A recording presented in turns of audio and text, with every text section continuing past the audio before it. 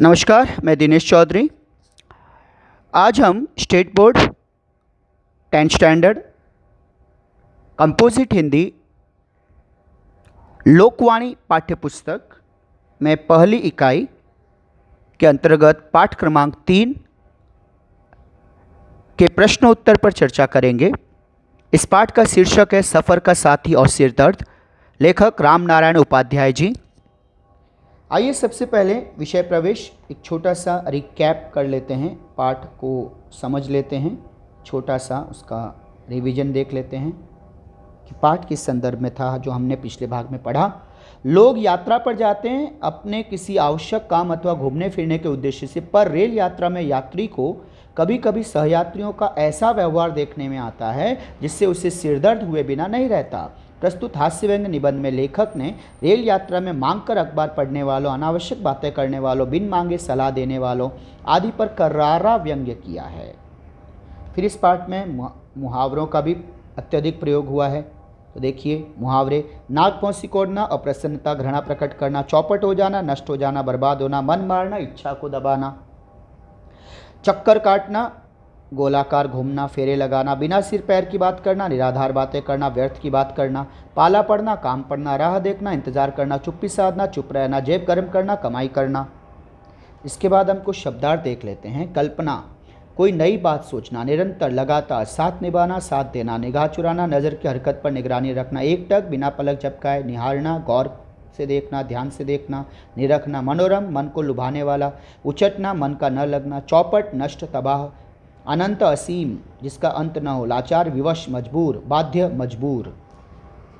अब हम कृति प्रश्न देख लेते हैं। हमारे पास एक प्रश्न है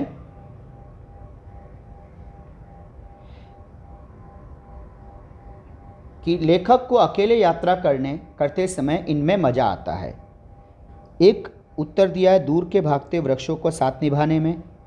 तो दो उत्तर हमें लिखने हैं। चलती रेल में से नीचे नदी में कल्पना में डुबकी लगाने में, पास वाले वृक्षों के निरंतर छूटते जाने में। अगला प्रश्न: यात्रा में मिलने वाला कोई साथी लेखक की इन बातों पर निगाह रखता है कि कौन उनके एकांत क्षणों का अंतरंग साथी। इसके अलावा दो उत्तर: वे किसकी ओर एकटक निहारते हैं और वे किसे देखकर नाक भौं सिकोड़ते हैं। फिर अगला प्रश्न: जब तक तब तक, तो इसमें हमें जोड़ियां मिलानी हैं, सही जोड़ियां। तो हम देखें, जब तक सूर्योदय या सूर्यास्त का दृश्य आना, तब तक सही उत्तर वृक्ष की डाली पर पांव टिकाए बच्चों को देखना। जब तक नदी के किनारे सौंदर्य को निहारना, तब तक रास्ते में पहाड़ी का आ जाना।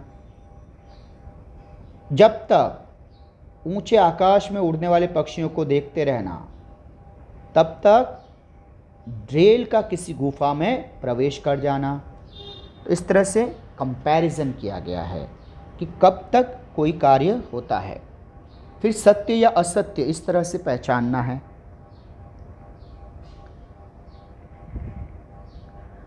तो अगर वो असत्य हैं, अब इन असत्य में सही शब्द करना है। जैसे प्रश्न है कि लेखक को भागते हुए वृक्षों का साथ निभाने में कम मजा आता था।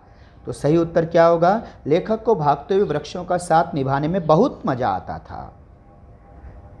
अन्य प्रश्न है, रास्ते में पहाड़ों के आ जाने से सारा दृश्य सुहावना हो जाता है। उत्तर होगा, रास्ते में पहाड़ों के आ जाने से सारा दृश्य चौपट हो जाता है। शब्द युग्म यानी हाइफन वाले शब्द कौन से हैं? नाक, भौं, कभी कभी। फिर प्रश्न दिया है, दिए गए शब्दों में से तद्धित व कृदंत शब्द बनाइए। तो उत्तर इस तरह से, तद्धित और कृदंत। तो दिए हुए शब्द क्या थे? झांकना, होना, लाचार और दृष्टि। तो एक मूल शब्द है झांकना। हमने इसमें प्रत्यय जोड़ा ई, और हमें मूल शब्द में प्रत्यय ई जोड़ने के बाद कृदंत शब्द मिला झांकी। मूल शब्द है होना, हमने इसमें प्रत्यय जोड़ा हार, तो हमें मिल गया होनहार। लाचार मूल शब्द हैं, इसमें हमने प्रत्यय जोड़ा आरी, तो बन गया लाचारी। यानी लाचार में हमने मूल शब्द में प्रत्यय जोड़ा ई, तो बन गया ई मतलब ये प्रत्यय जोड़ा हमने बड़ी ई, लाचारी। एक मूल शब्द है दृष्टि, ये ई मतलब ये इस तरह की मात्रा दृष्टि, और हमने इसमें प्रत्यय जोड़ा पात, इस तरह से तद्धित शब्द बना दृष्टिपात। प्रश्न पे हम बाद में अलग से पूरा एक लेक्चर लेंगे, उसमें देखेंगे कि क्या है कृदंत और तद्धित और प्रत्यय और उपसर्ग वगैरह वगैरह वगैरह। ट्रेन सफ़र के दौरान प्राकृतिक दृश्य को देखने का सुख, इस विषय पर अपने विचार। ट्रेन के सफ़र यात्रा के दौरान गंतव्य मंजिल जहाँ पहुँचना है वहाँ उस स्थान पर पहुँचने से अधिक आनंद ट्रेन की खिड़की से प्रकृति के दृश्य देखने में आता है। ट्रेन से यात्रा करना पर्यटन टूर का आनंद देता है, सैर का आनंद है। ट्रेन में बैठे बैठे तरह तरह के पेड़ पौधे, हरे भरे खेतों, कहीं कहीं कुछ पकी हुई फसलों, तरह तरह के पशुओं तथा आकाश में उड़ते विभिन्न पक्षियों को देखने का आनंद अनूठा होता है। इसके साथ ही धरती के विभिन्न रूप देखने को मिलते हैं। कहीं दूर दूर तक समतल क्षेत्र, कहीं ऊंचे ऊंचे पर्वत, कहीं पानी से भरी हुई, कहीं सूखी नदियाँ, कहीं पथरीला पठारी क्षेत्र, तो कहीं तराई का फूलों फलों से संपन्न क्षेत्र नज़रों के सामने से गुजरता जाता है और मन पीछे छूटते जा रहे हैं। सामने आने वाले दृश्यों को छोड़ने और देखने के लिए ललचाता रहता है। तभी ट्रेन किसी गुफा में प्रवेश कर जाती है और बाहर घुप अंधेरा हो जाता है और गुफा खत्म होते ही तेज सूर्य प्रकाश दिखाई देने लगता है। ट्रेन का सफ़र गंतव्य स्थान पर पहुंचने का आरामदेह जरिया तो है ही, जरिया साधन, साथ ही साथ इससे पर्यटन का आनंद भी मिलता है, टूरिज्म का आनंद भी मिलता है। इस उत्तर में आप अपने शब्द भी जोड़ सकते हैं, अपने वाक्य भी जोड़ सकते हैं और उसके बाद आप इसे लिखेंगे। ये अंतिम उत्तर नहीं होते हैं।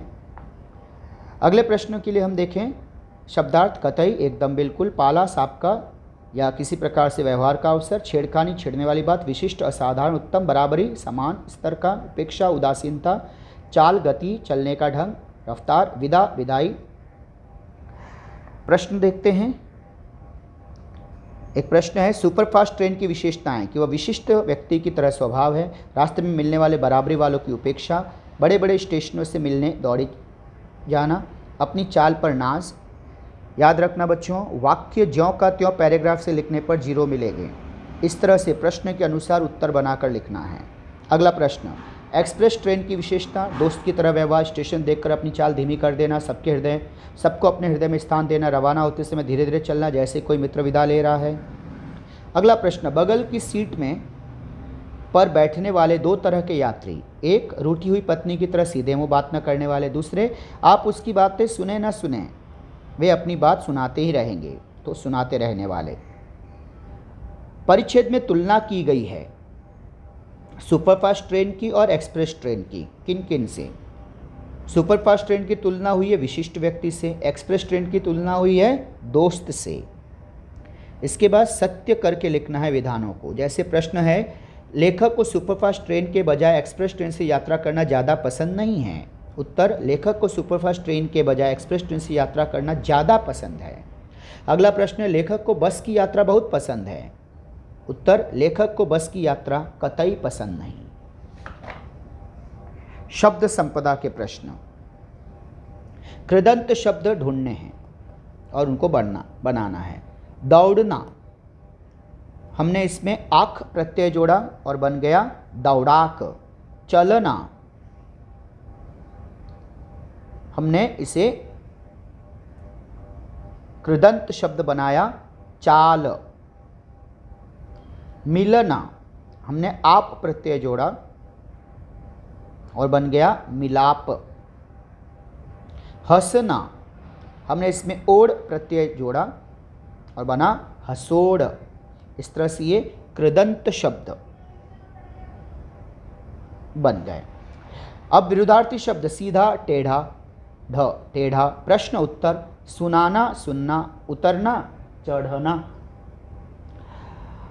स्वमत, बस यात्रा की कठिनाइयों के बारे में अपने विचार लिखे। रेलगाड़ी की सुविधा हर जगह उपलब्ध नहीं होती। दूर दराज के इलाकों में बसें ही लोगों की आवाजाही आने जाने का प्रमुख साधन होती हैं। जहां केवल बसें ही दूर दराज के इलाकों में रिमोट एरियाज़ में आने जाने का साधन होती है, वहाँ उनसे होने वाली कठिनाइयों की बात करना कोई मायने नहीं रखता। फिर भी बस यात्रा ट्रेन यात्रा के मुकाबले कष्टदायी तो होती ही है। छोटी छोटी सीटों पर यात्री को सिकुड़ कर बैठना होता है। आपकी बगल वाला सहयात्री ढंग का हुआ तो ठीक, नहीं तो पूरे सफ़र आपको उसका व्याख्यान सुनते जाना ही होगा।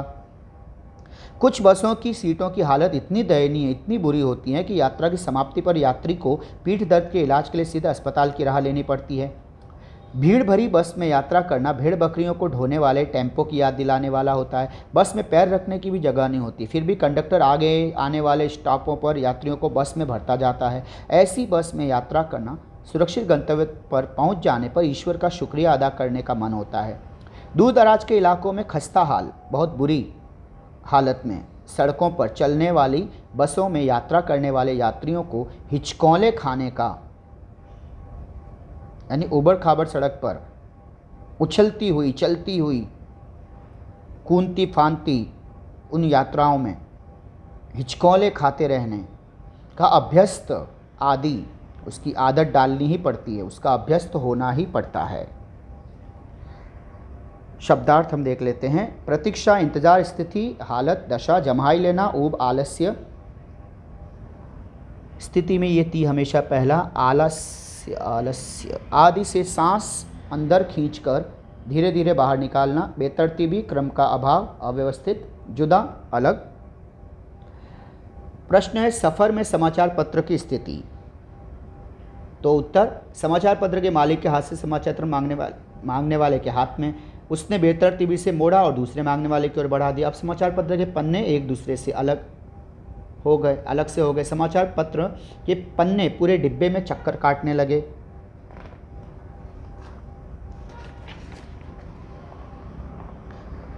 अगला प्रश्न, समाचार पत्र के पन्ने से सीट झाड़ना। सफ़र में समाचार पत्र से होने वाले उपयोग। तो उत्तर, समाचार पत्र के पन्ने से सीट झाड़ना, समाचार पत्र का पन्ना फैलाकर उस पर भोजन करना। अगला प्रश्न, मांगने वाले के हाथ में समाचार पत्र जाने पर अखबार के मालिक की स्थिति। मांगकर अखबार पढ़ने वालों की तरह उत्सुकता से, जिज्ञासावश राह देखना कि मेरा अखबार अब लौटे कि तब। समान उच्चारित करने वाले भिन्न अर्थ वाले शब्द जैसे भोजन, भजन, अलग अलग अर्थ है। और AND, और की तरफ मात्राओं का अंतर, ठीक है। भोजन खाना, भजन आराधना, और यानी तथा, और यानी तरफ। उत्तर और उत्तर, तो एक उत्तर प्रश्न का जवाब, दूसरा उत्तर उत्तर दिशा।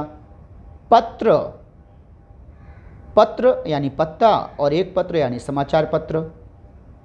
शब्द युग्म देखने हैं, हाइफन वाले अभी अभी देखते देखते। तद्धित शब्द बनाने हैं, सज्जन और डिब्बा। सज्जन में हमने ता प्रत्यय जोड़ा तो तद्धित बना सज्जनता। डिब्बा में बंद जोड़ दिया प्रत्यय तो हमें मिला तद्धित शब्द डिब्बा बंद। समाचार पत्र की आवश्यकता के बारे में अपने विचार। स्वमत, समाचार पत्र किसी भी देश की प्रगति के आधार स्तंभ है, मेन पिलर है। इससे प्रजातंत्र, डेमोक्रेसी का एक स्तंभ भी माना जाता है, मेन पिलर, फोर्थ पिलर है एक। समाचार पत्रों में जनता की रुचि की अनेक चीज़ें एक ही स्थान पर मिल जाती हैं। इनमें अपने देश और अन्य देशों के समाचार पत्र प्रकाशित होते हैं, पब्लिश होते हैं। इनके अतिरिक्त समाचार पत्रों में साहित्य, कला, विज्ञान, वित्त, साहित्य लिटरेचर, वित्त यानी फाइनेंस, पैसा, व्यापार, दर्शन, फिलॉसफी, धर्म, खेल आदि के बारे में तरह तरह के लेख, आर्टिकल प्रकाशित होते रहते हैं, पब्लिश होते हैं। खबरों के अतिरिक्त अलावा समाचार पत्र विज्ञापनों का प्रकाशन भी करते हैं, एडवर्टाइजमेंट। इनके माध्यम से विभिन्न उपयोगी वस्तुओं, नौकरी, व्यवसाय, जमीन जायदाद आदि के बारे में जानकारी मिलती है। इनके कारण उत्पादक एवं उपभोक्ता, प्रोड्यूसर एंड कंज्यूमर के बीच सरलतापूर्वक संपर्क स्थापित होता है। लोकतंत्र में, डेमोक्रेसी में समाचार पत्रों का योगदान महत्वपूर्ण होता है। भारत की जनता को आज़ाद कराने में समाचार पत्रों का महत्वपूर्ण योगदान रहा है। समाचार पत्रों ने लोगों में राष्ट्र प्रेम की प्रखर भावना, तेज भावना भर दी थी। यानी बहुत अच्छी बात है ना देशभक्ति। ये देशभक्ति की भावना, इसको पुरजोर तरीके से समाचार पत्रों द्वारा लोगों तक पहुंचाया गया। आज समाचार पत्र जनता की आवश्यकता बन गए हैं। इसके बाद वाला हिस्सा हम अगले क्रम में देखेंगे, अगले भाग में।